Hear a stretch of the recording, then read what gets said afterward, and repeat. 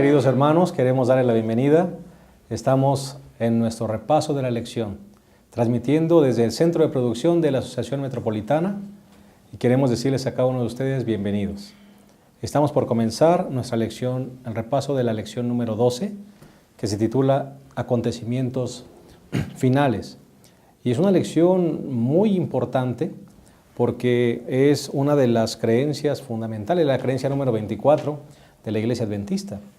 Como ustedes sabrán, hay muchos grupos religiosos que niegan la existencia de un santuario en el cielo.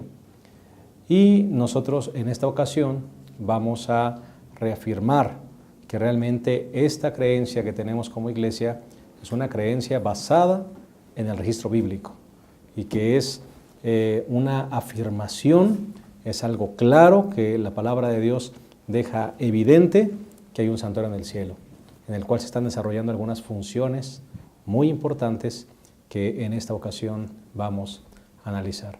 Así que bienvenidos, quédense con nosotros, seguramente será un repaso muy interesante.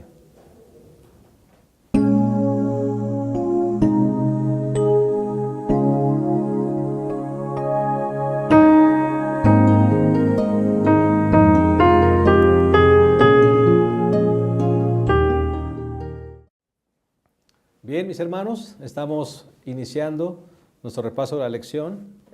Tenemos dos invitados especiales como cada ocasión, como cada semana.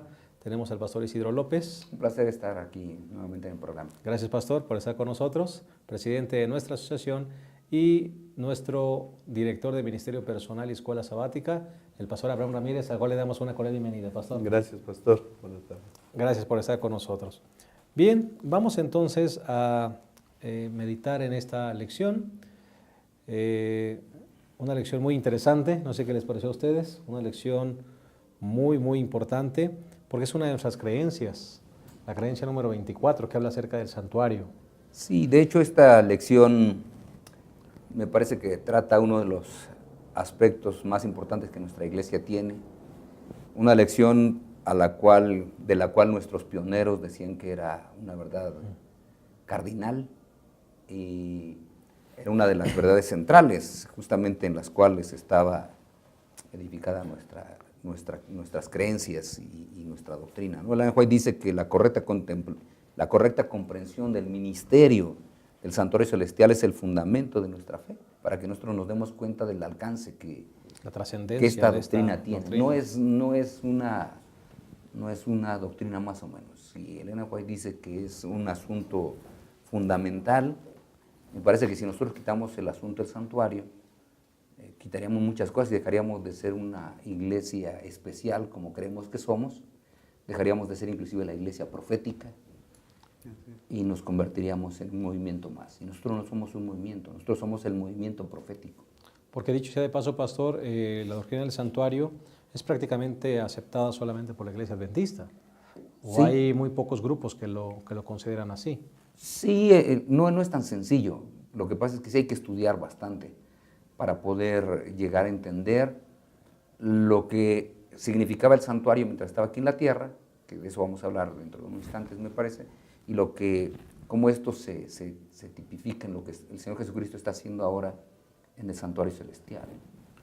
Sí, el tema del santuario es muy especial para la iglesia adventista, ¿no? Ya se ha dicho que es el centro, es el fundamento doctrinal. Para otras iglesias, estudian el santuario, su liturgia, ¿verdad? Vestimentas y los muebles del santuario, pero hasta ahí queda. Hay doctrinas fundamentales de la iglesia adventista que están fundamentadas en esto. Por eso es tan importante para nosotros el santuario. Y ahorita que hablemos de eso, yo creo que la importancia se va a realzar con los comentarios que vamos a hacer. Claro, está mezclada allí la segunda venida de Cristo, por ejemplo, la resurrección de los muertos, el juicio, en fin. Vamos a analizar entonces esta lección que es muy importante. Me gustaría que comenzáramos escuchando la opinión de ustedes sobre por qué Dios establece en la tierra un santuario. ¿Por qué, pastor? Bueno, el establecer un santuario era decirles al pueblo que realmente Él seguía con ellos. Para eso es que establece un santuario. En otras palabras, nosotros a veces nos preocupamos y nos preguntamos, ¿será que Dios sí se atreve a estar aquí en esta tierra? Cuando uno estudia un poco sobre la mitología, uno se da cuenta que los dioses, cuando venían a la tierra, era para tratar de demostrar la sensualidad que estos dioses les caracterizaban a los seres humanos. Por ejemplo, venía un dios y entonces se acostaba con una mujer, se produjo un hijo y ahora era el hijo del dios, ¿no? Y así se conocieron a varios de los héroes de la mitología griega. Dios no es así. Dios dice, ¿sabes qué? Yo voy a hacer un santuario para que tú recuerdes que yo estoy ahí contigo, que yo estoy velando por tu seguridad y que estoy velando por tu salvación. Y en este santuario te voy a enseñar a través del santuario lo que viene más adelante cuando mi hijo llegue a dar su vida en sacrificio por ti. Eso es lo que está enseñando el santuario, que es demasiado. Porque podríamos decir, pastores, a lo mejor es suficiente nada más con creer que Dios está ahí, porque Dios está, Dios es omnipresente, y podríamos decir, ¿para qué un santuario? Pero usted lo acaba de decir, tenía un propósito específico ese santuario. Dios, como ya lo hemos visto en las lecciones anteriores, tiene un plan de salvación. ¿Cómo le explica a su pueblo su plan de salvación? El santuario es un elemento pedagógico. A través del santuario Dios le dice al pueblo cómo lo va a salvar, ¿no? Tanto a través de las ofrendas como un mediador, que era el sacerdote. Entonces todo eso le enseñaba al pueblo de Israel cómo Dios quería salvarlo, o cuáles eran los elementos de la salvación. Sí, y además le decía que Dios estaba allí, porque Dios se manifestaba en la Shekinah, o en la parte del lugar santísimo donde estaban el arca y donde estaban las tablas de la ley, donde estaban ahí los querubines.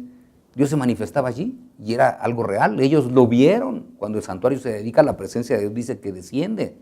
Así que ellos dicen, oye, Dios sí está aquí. O sea, Dios sí está aquí con nosotros. Eso era parte de lo que el santuario enseñaba. A manera de repaso, ¿por qué no vamos mencionando los elementos que contiene el santuario aquí en la tierra para después dirigirnos a lo que la lección nos quiere recordar, que es el santuario en el cielo? Bueno, recordemos el santuario, que justamente es todo este elemento de enseñanza. Tenía un patio, ¿verdad? Ahí tenía un patio. Después lo que es propiamente ya el santuario propiamente dicho, tenía dos divisiones. Una división se llamaba el lugar santo y la otra división el lugar santísimo. En el patio pues se hacían varias actividades, ¿verdad? Estaba el lavacro, o la fuente, como también se le conoce en las Sagradas Escrituras, donde el sacerdote llegaba y se limpiaba, se lavaba literalmente, se quitaba el polvo de los pies, se lavaba las manos, todo el cuerpo quedaba limpio. Después tenía una parte que era el altar, donde se hacían los sacrificios, y justamente esos eran los elementos que estaban en una sección. Después en la parte del lugar santo había otros elementos que son muy importantes, también que nosotros podamos justamente recordarlos: el altar del incienso que estaba en la parte interna, la lámpara que tenía los 7 brazos y los panes, la mesa con los panes de la proposición. Y finalmente lo que ya mencioné hace un rato, dentro del lugar santísimo, el arca, que algunos llaman el arca de la alianza, conteniendo las tablas de la ley, conteniendo la vara de Aarón, y también en la parte superior los 2 querubines, ¿no? Básicamente eso era lo que tenía. Y es interesante, pastor, que este tabernáculo y este santuario que levantó Moisés, o que hizo levantar, ¿verdad?, Moisés, era una imagen, y eso se hizo conforme al modelo que Dios le mostró a Moisés. Eso quiere decir que el santuario terrenal que se hizo aquí en la tierra era una imagen, era una figura del santuario que está en el cielo. A mí me gustaría que tocáramos eso, Pastor Isidro, de que hay un santuario en el cielo. Sí, de hecho la Biblia lo da por sentado. Hay algunas personas que dicen, bueno, es que no sabemos si hay un santuario. No, espérense. La Biblia da por sentado que hay un santuario justamente en el cielo. Es categórico. Es categórico. La Biblia no deja lugar a dudas. Cuando Isaías tiene la visión, que Dios se le aparece en el capítulo 6, si no tengo mala memoria, es muy claro. Él dice que él estaba ahí en el santuario y Dios estaba manifestándose de una manera clara y extraordinaria a él, ¿no? Él dice que lo vio, así que no, y él estaba justamente ahí, dice capítulo 6, en el año que murió Usías, vi al Señor sentado sobre un trono alto y sublime, y la orilla de su manto llenaba el templo. Así que de que hay templo, ¿no? De eso no queda lugar a dudas en este capítulo número 6. Encima de él había serafines, etc. Este es uno de los textos que podemos citar. Además, hay otro muy interesante, el Salmo 11 y el versículo 4, justamente también lo dicen de una manera muy, muy importante y muy categórica. La Biblia no pone dudas, dice el Señor está en su santo templo. Correcto. Pues, ¿dónde está? Pues, ¿en qué santo templo? Algunos pueden decir, oye, ¿en qué santo templo? Pues ahí en la visión que tuvo Isaías, pues él ve al Señor que está en el cielo, ¿no? Y Dios está en el santuario. Y además, como dijo el pastor Abraham, cuando se le muestra el modelo a Moisés, se le dice que construya este santuario conforme al modelo que está en el cielo. Hay muchos versículos que hablan acerca de eso, ¿no? Que hay un santuario en el cielo. Salmo 102, 19 dice, porque miró desde lo alto de su santuario, Jehová miró desde los cielos a la tierra. Dios está mirando, está atento a sus hijos y lo hace desde el santuario que está en el cielo. A lo largo del Antiguo y el Nuevo Testamento hay versículos que hablan acerca de que hay un santuario en el cielo. Y el santuario es real, no es simbólico, es real el santuario que existe allá en el cielo. Donde Cristo, yo creo que lo vamos a ver más adelante, ¿verdad? Oficia a favor nuestro. Correcto. En un momento vamos a regresar, no se vayan, vamos a continuar con este importante tema.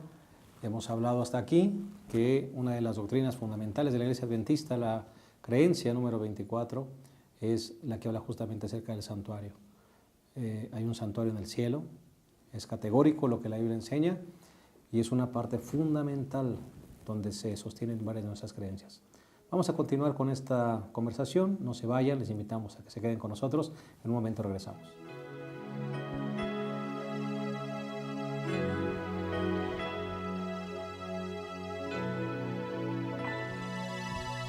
Oh Señor,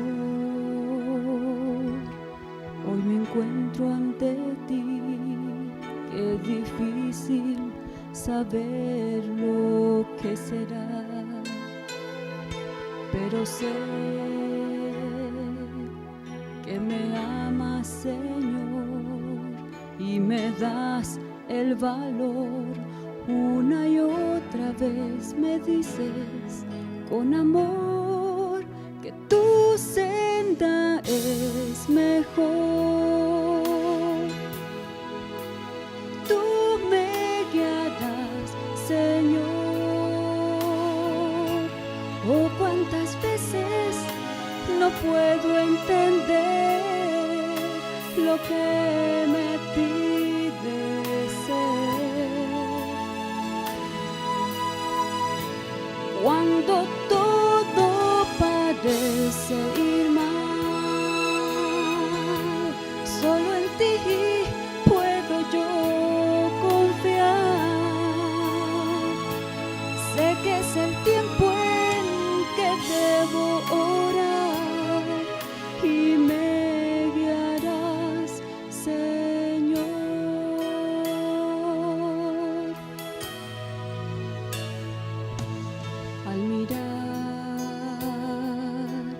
Al mirar mi vida atrás, puedo ver que nada he hecho sin tu ayuda. Pero sé que me amas, Señor, y me das el valor. Una y otra vez me dices con amor que tu senda es mejor. Tú me guiarás, Señor. Oh, cuántas veces no puedo entender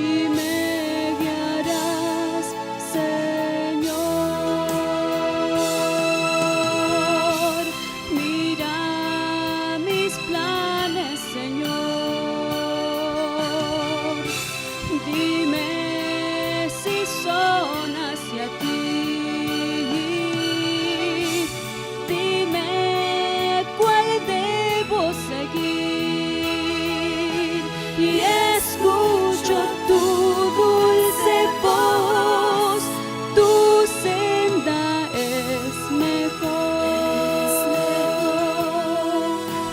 Tú me guiarás, Señor. Oh, cuántas veces no puedo entender lo que me pides ser. Cuando todo parece ir mal, solo en ti puedo yo confiar. Sé que es el tiempo en que debo orar y me guiarás, Señor.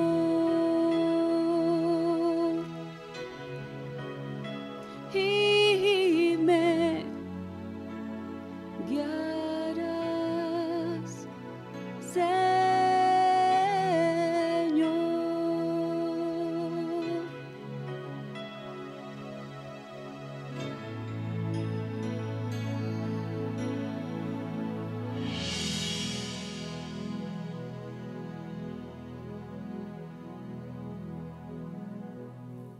Bien, estamos de vuelta. Estamos hablando de la lección número 12, acontecimientos finales.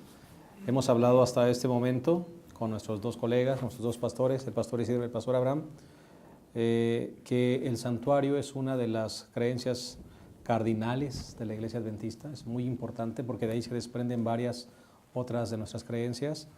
Ya hablamos que Dios mandó a construir un santuario a Moisés para estar con su pueblo, pero también con un propósito pedagógico. El Señor quería demostrarles cuál era el plan de salvación. Y también analizamos en el bloque anterior que este santuario se construyó conforme al modelo del cielo. Así que sigamos con nuestra conversación. Hablemos un poquito de los servicios, pastor, que allí se ofrecían en el santuario terrenal. ¿Qué se realizaba en ese santuario, básicamente? Bueno, básicamente había dos servicios. Uno era el servicio diario, el cotidiano, uno realizado en la mañana, otro realizado en la tarde para darle la seguridad al pueblo de una intercesión continua. Un sacrificio, era un sacrificio. Pero era un sacrificio. Sí, lo que tenemos siempre que aceptar es que en estos servicios realizados en el santuario había dos elementos básicos. Por un lado, el sacrificio, donde había derramamiento de sangre. Y por el otro lado, que había un sacerdote, que era el que hacía este ofrecimiento. En otras palabras, esto es algo extraordinario, porque la persona llegaba con el cordero, podía poner las manos sobre el cordero, pero él no podía sacrificar al cordero. El cordero era sacrificado por el sacerdote. Y ese sacrificio realizado por el sacerdote nos decía que había una obra mediadora entre ¿quién? Entre el hombre y Dios, que era un sacerdote escogido también por Dios, ¿verdad? Por eso es que eso es muy interesante. Y el segundo servicio era el Yom Kippur, o el día del juicio, como también se le conoce, que era realizado en 10º día del 7º mes, y que justamente tenía que ver con la purificación del santuario. ¿Por qué esta purificación? ¿No? Era muy importante, porque recordemos que en las Sagradas Escrituras el pecado era transferido. El pecador transfería el pecado a la víctima, al cordero. El cordero era sacrificado y ahora el sacerdote, a través de esa transferencia, esa sangre que llevaba él al interior, transfería el pecado de la persona. Así que el santuario se contaminaba. Y justamente en el día del juicio era el día en que el santuario era purificado. Se le daba la seguridad de perdón. Correcto. El pastor mencionó, pastor Benítez, mencionó una palabra que se llevaba a cabo en el Yom Kippur, en el día de la expiación. Era un día de juicio. Y para muchos les inquieta la palabra juicio, ¿no? Y como que da miedo a la palabra juicio.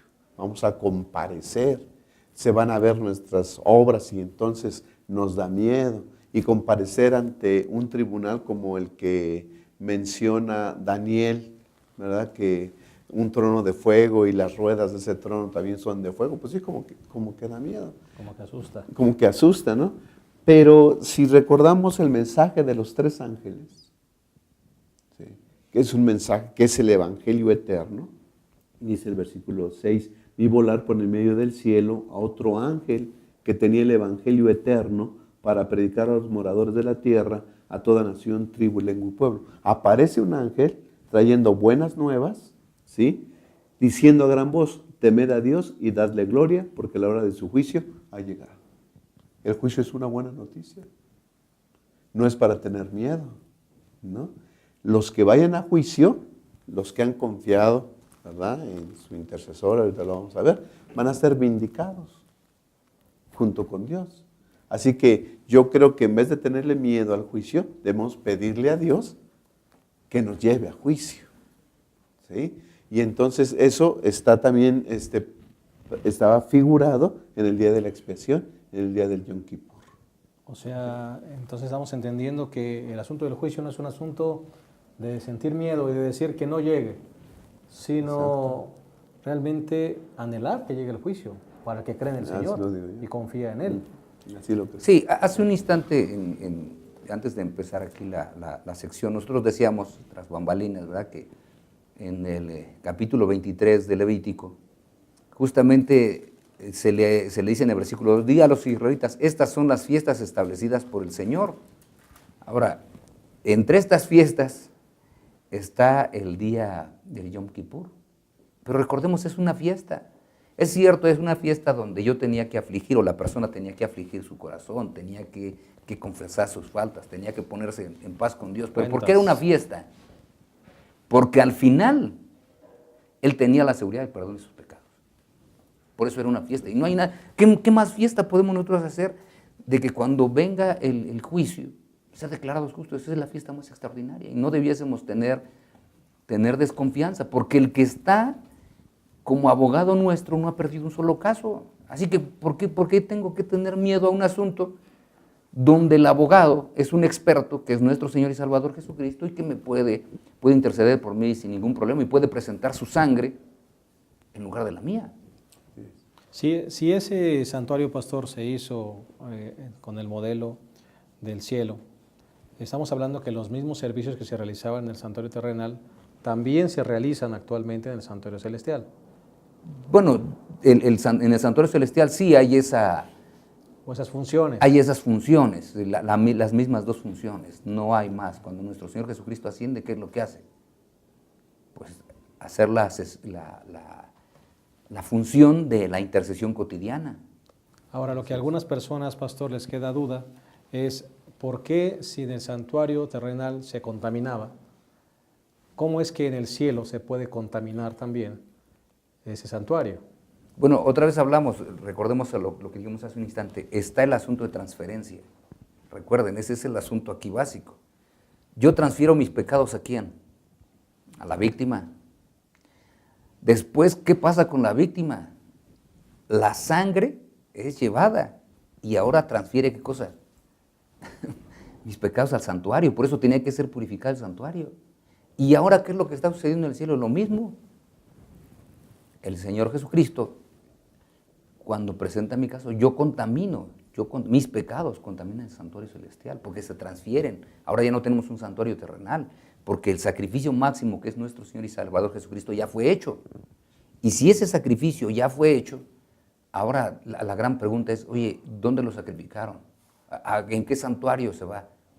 El Señor Jesucristo está en el santuario celestial, haciendo la misma función, y ahora simplemente mi pecado está siendo transferido y tiene que ser purificado. Por eso es que lo que dice Daniel es muy importante. En Daniel 8:14, hasta 2300 tardes y mañanas. Luego el santuario, ¿qué cosa? Será purificado. ¿Y por qué tiene que ser purificado? Porque está sucio. Porque está sucio. O sea, ¿quién lo ha contaminado? Nuestros pecados. Nuestros pecados. Sí, pastor. Pastor, yo creo que es importante enfatizar en que había 2 elementos importantes, esenciales en los servicios en el santuario. Las ofrendas, un sacrificio sustitutivo y la mediación sacerdotal, Sí. ¿no? Pero los 2 elementos esenciales los cumple Cristo Jesús. Así es. Cuando Jesús muere en la cruz del Calvario, ¿verdad? Se rompe el velo del santuario. Y el verdadero, el Cordero de Dios, está muriendo por nosotros en la cruz del Calvario, su ofrenda. Él muere como ofrenda, como un sacrificio. Sí, el Cordero de Dios, el Cordero de Dios que quita el pecado del mundo está muriendo. Ahí está. Más corderos. Okay. Y entonces, cuando Jesús asciende al cielo, empieza su obra, ya no, bueno, como ofrenda, que eso continuará una vez y para siempre, dice el libro de Hebreos, pero empieza su otro servicio, su servicio sacerdotal. Ministerio sacerdotal, correcto. Sí, porque lo que decía el pastor era que el pecador venía, confesaba su pecado y entonces transfería, ¿no? Y entonces, por así decirlo, el sacerdote dice, tú ya hiciste tu parte, tú ya confesaste tu pecado, tus pecados déjamelos a mí, yo me voy a hacer cargo de tus pecados. Así es. ¿No? Ahí terminaba la función del que llevaba ¿Del pecador? Cordero, El pecador cumplió, así es, él hizo lo que le habían dicho que tenía que hacer. Transfirió los pecados y hasta ahí se acababa. Sí, Ahora confesa venía, su pecado. Correcto. ¿Sí? Y se transfiere su pecado, ¿no? Y entonces el sacerdote dice, ya está, déjame a mí tus pecados, yo sé qué hacer con tus pecados. Entonces ya el sacerdote sacrificaba al cordero y llevaba su sangre, ¿verdad?, al santuario.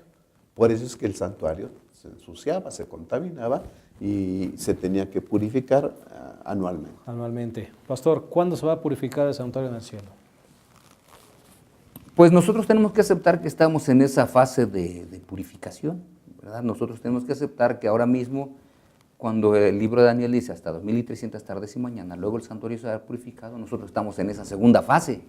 Recordemos, el pastor habló de una manera muy interesante de la primera fase que el Señor Jesucristo realizó en esa función intercesora como si fuera el sacrificio continuo, pero ahora está en la fase de la purificación del santuario.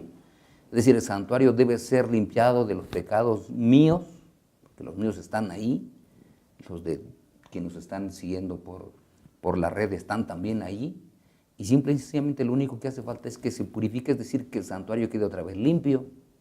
¿Y eso cuándo sucede? Pues cuando el Señor Jesucristo salga del santuario y de acuerdo al libro de Apocalipsis diga, ¿saben qué?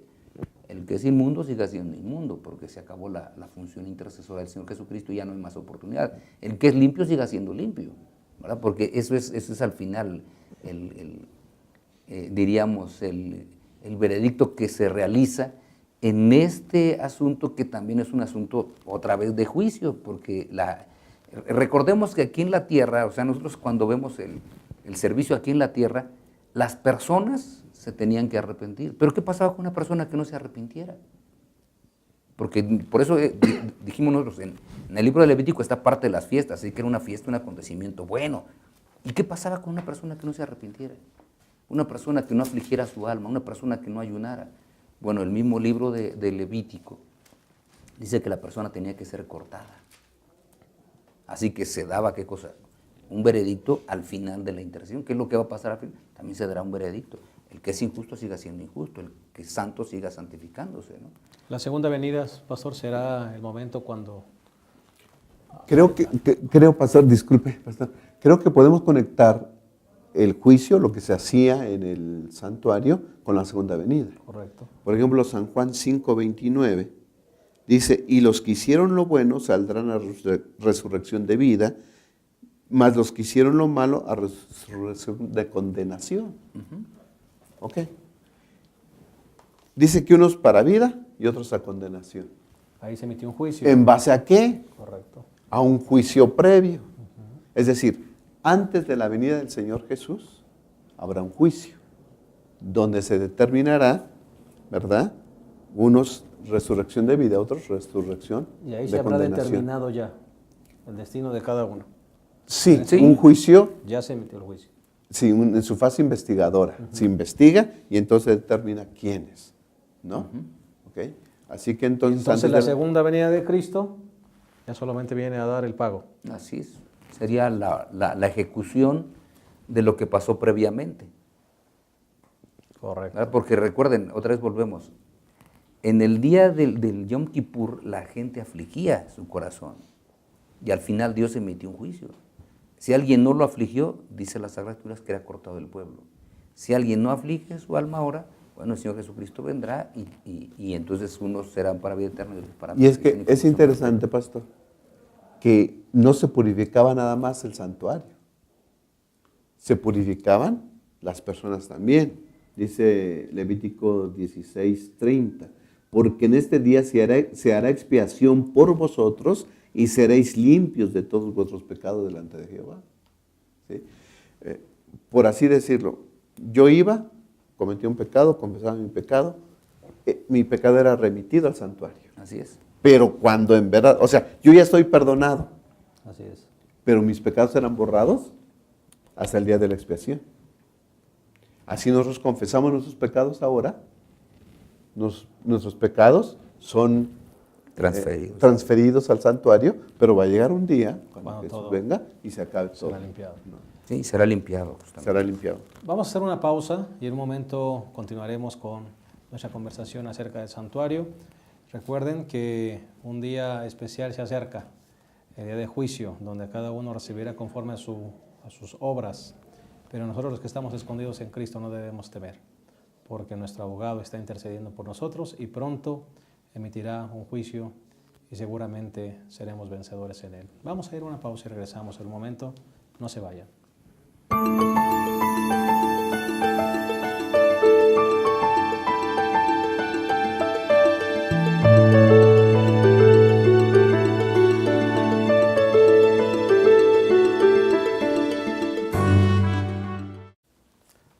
Bien, mis hermanos, estamos de vuelta y amigos que nos acompañan.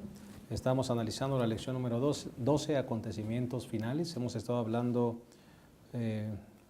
mucho sobre el santuario y estábamos hablando justamente de lo que se realizaba en el día de la expiación y lo que se realizará también en el momento de la segunda venida de Cristo. Pastor Isidro, ¿nos podría más o menos orientar sobre cuáles eran los objetivos que se lograban en el día de la expiación? Básicamente eran 3 objetivos los que se lograban en aquel momento de la expiación. El primero era justamente vindicar el santuario. El segundo de ellos tenía que ver con el juicio al pueblo y el tercero con limpiar al pueblo.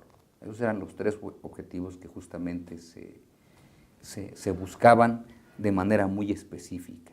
Y el resultado, una vez que terminaban estos objetivos, era la reconciliación entre Dios y su pueblo. Eso sucederá justamente en ocasión de la segunda venida de Cristo. Sí.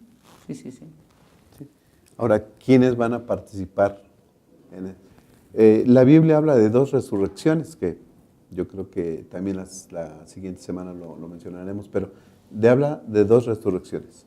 ¿Quién va a participar en la primera resurrección? Por eso es necesario un juicio previo a la segunda venida.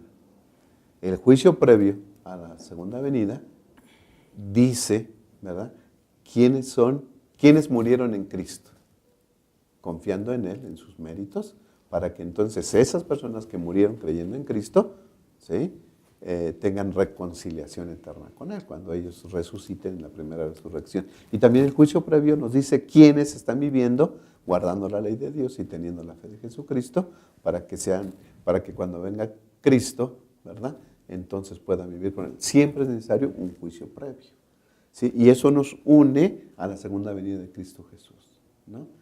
Estamos en el tiempo entonces del juicio. Sí, estamos en ese juicio investigador. En ese juicio investigador, o lo que algunos le han llamado últimamente el juicio preadvenimiento, es decir, antes del advenimiento debe haber un juicio, porque cuando el Señor venga, como fue mencionado por el pastor Abraham hace un instante, Él viene para dar su pago a cada uno. Unos resucitan para vida eterna, los otros para confusión perpetua y para muerte eterna. Entonces, la pregunta sería, bueno, ¿y cuándo se les juzgó? Porque cuando el Señor Jesucristo venga habrá justos vivos y habrá impíos vivos, ¿verdad? De los que estén vivos. Bueno, en la resurrección que estamos hablando ahora, los justos resucitarán y habrá algunos impíos que resucitarán de acuerdo a lo que dice el libro de Apocalipsis para ver el regreso del Señor Jesucristo. Los que le traspasaron. Los que le traspasaron. Entonces, ¿qué va a pasar? Y estos vivos, pero refirámonos a los vivos. ¿Y cuándo fueron juzgados? Podría decir alguien. Alguien podría decir, oye, Señor, espérame, ¿por qué me estás destruyendo? ¿Cuándo me juzgaste? Por eso se llama un juicio preadvenimiento. Antes del advenimiento, todos los casos deben pasar por las manos del Señor. Y Él, cuando venga, le dará a cada uno de acuerdo a lo que hizo. Pastor, ¿hasta cuándo tenemos oportunidad? Traigamos ahora este asunto tan profundo, teológicamente hablando, y traigámoslo al aspecto práctico.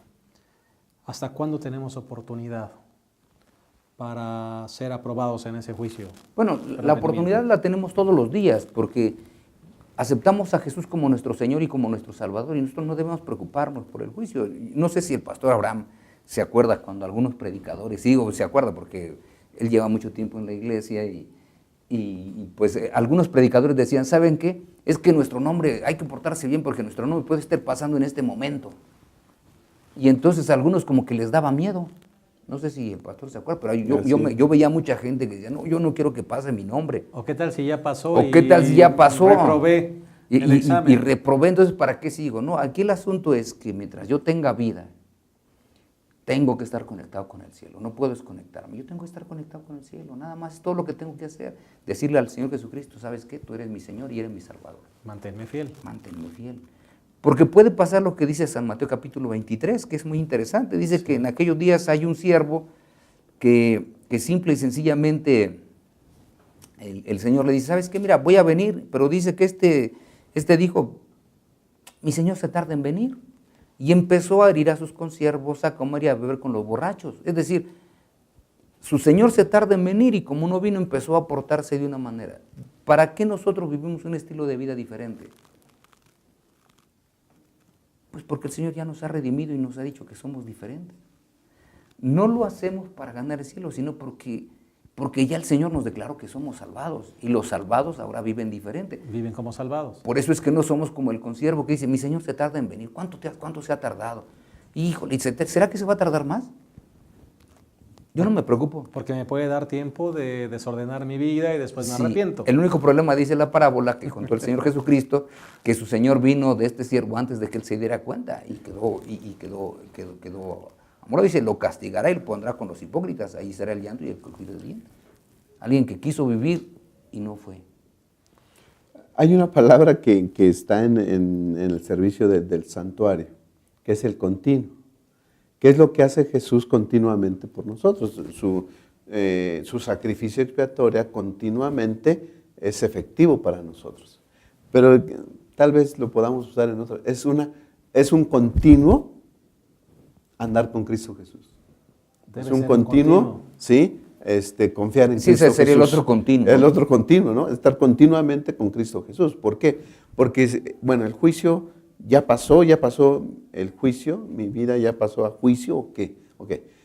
Si salí reprobado, pues ya salí reprobado, pues ahora hay que vivir como sea, ¿no? O si ya estoy aprobado, pues ya no una vez salvo, siempre salvo y no me preocupo, ¿no? Creo que el mensaje de esto es una continua comunicación, consagración ante Cristo Jesús. Sí, porque no sabemos cuándo se va a dar la segunda venida. Claro. Si supiéramos, nos prepararíamos para eso. Quizá nos prepararíamos, pero nosotros tenemos dos cosas que no conocemos. La primera, el regreso del Señor, el día y la hora, nadie lo sabe, dice la Escritura. Así que no lo sé, más vale que me prepare. Segundo, cosa que no conozco, el día de mi muerte. Porque es cuando se puede acabar todo. Puede ser que la muerte me encuentre antes de la segunda venida. Y entonces, como estos dos elementos básicos no lo sé y no están en mi control, porque yo no los puedo controlar, yo no puedo decir, pues yo voy a vivir 50 años más, no puedo controlar y no puedo controlar la venida del Señor, por eso es que todos mis días tengo que estarlos viviendo en un continuo acercamiento hacia el Señor Jesús y en una continua dirección de Él hacia mi vida. Porque, pastor, para una persona que muere, digamos, en un accidente, para él ya se llevó a cabo el juicio. Se acabó la oportunidad. Sí, pues es que ya no la hay Escritura más es muy hacer. clara, los muertos nada saben, ¿no? Ni hay esperanza, su esperanza pereció junto con ellos. Y entonces el día, cuando venga Jesús, recibirá su pago justo. Ya nada más viene a recibir justamente su confianza en Jesús o su desconfianza en Jesús. ¿Es correcto? Sí, y esto justamente cuando el Señor Jesucristo venga, entonces se efectúa la resurrección. ¿De quiénes? Pues de aquellos que decidieron confiar en Él. y que dijeron, Señor, mira, no importa lo que pase, no importa si tú te tardas mucho tiempo, yo me siento tan feliz de estar contigo, me siento tan contento de que seas mi Dios, que si hay mucho tiempo que caminar contigo, voy a caminar contigo. Enoc nunca se sintió incómodo de caminar mucho tiempo con Dios y su vida fue, dice la Escritura, de 350 años. Nunca fue una carga. No, él se sentía tan feliz. ¿Y cuánto vivió? Más que cualquiera. Bueno, la expectativa de vida que nosotros tenemos no llega a la edad que vivió Enoc antes de ser trasladado al cielo, ¿no? Hay dos cosas que no debe perturbar al cristiano, porque al resto de la humanidad le perturba: el juicio y la muerte. Así es. ¿No?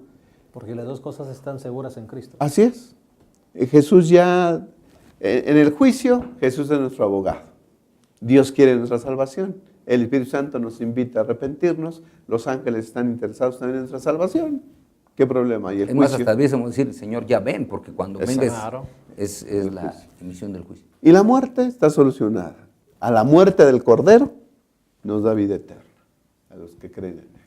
Así que no debe perturbar ni el juicio ni la muerte. Estamos seguros en Cristo Jesús. Así es. Pues vamos a pedir a nuestros dos colegas que podamos transmitir un último mensaje a la gente que nos está viendo y que tal vez en algún momento tendrán miedo de ese juicio, miedo de la muerte. Qué bueno, pastor, que ahora nos recuerdas ese viejo dicho que algunos mencionan, que solamente algo no tiene remedio, que es la muerte. Ahora también tenemos la seguridad de que la muerte tiene remedio. Para el cristiano, sí. Para el cristiano. Así que, ¿cuál sería el mensaje final que podríamos darle a la gente que amablemente nos sigue semana a semana con este repaso de la lección?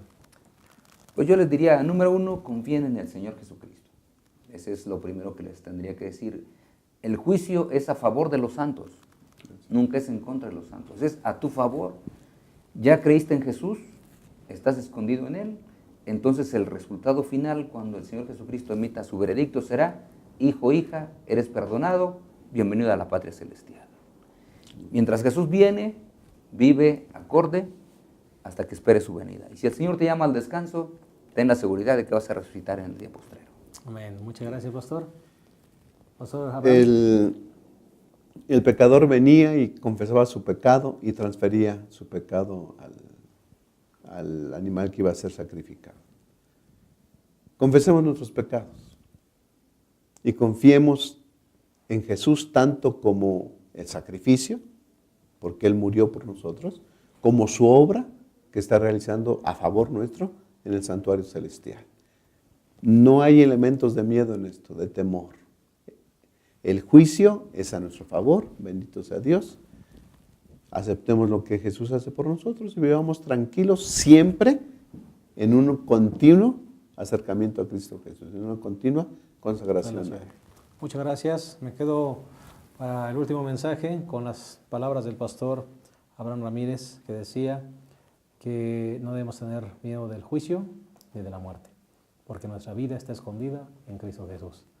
Que Dios te bendiga y ojalá que lo que hemos analizado en esta ocasión edifique tu vida, clarifique los conceptos para el repaso de la lección de este sábado y que tengamos la certeza de que si nos mantenemos en una continua relación con Cristo, seremos vencedores y seremos parte de los redimidos, que estaremos dándole toda la gloria y la alabanza a nuestro Dios en el reino de los cielos.